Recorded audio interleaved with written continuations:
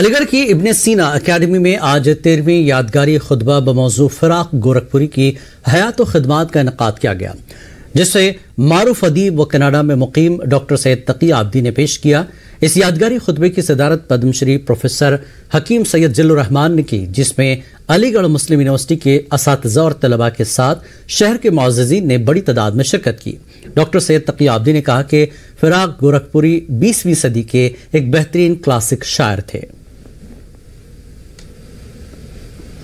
ترقی اردو کونسل نئی دہلی کے تعاون سے ہم گزشتہ 13 سال سے ابن سینا یادگاری خطبات منعقد کرا رہے ہیں۔ پہلا خطبہ سید حامد صاحب نے عطا کیا تھا، اس کے بعد پروفیسر مشیر حسن، شاہد مہدی، صدیق الرحمان قدوائی، پروفیسر عرفان حبیب، مولانا قلب صادق اور ملک کے نامور لوگوں نے یہ خطبات عطا کیے ہیں۔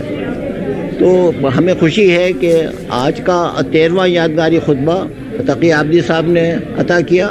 ان کا موضوع فراق کی شاعری، فراق کی شخصیت و فن تھا۔ غزل اور جدید اور مابعد جدید غزل ہے، تو میں سمجھتا ہوں کہ آج کا جو خطبہ ہے وہ فراق گورکھپوری کی شخصیت اور ان کے فن پر روشنی ڈالتا ہے۔ مکمل تو اس وقت ہوگا جب یہ سیمینار کی شکل میں ہوگا، لیکن میں ممنون ہوں کہ آج مجھے یہ موقع دیا گیا کہ کچھ نکات فراق گورکھپوری کی شاعری اور ان کی زندگی اور اردو ادب پر جو ان کے کام ہیں اس کو پیش کر جدید غزل کے سفر کو آگے بڑھایا جا سکے۔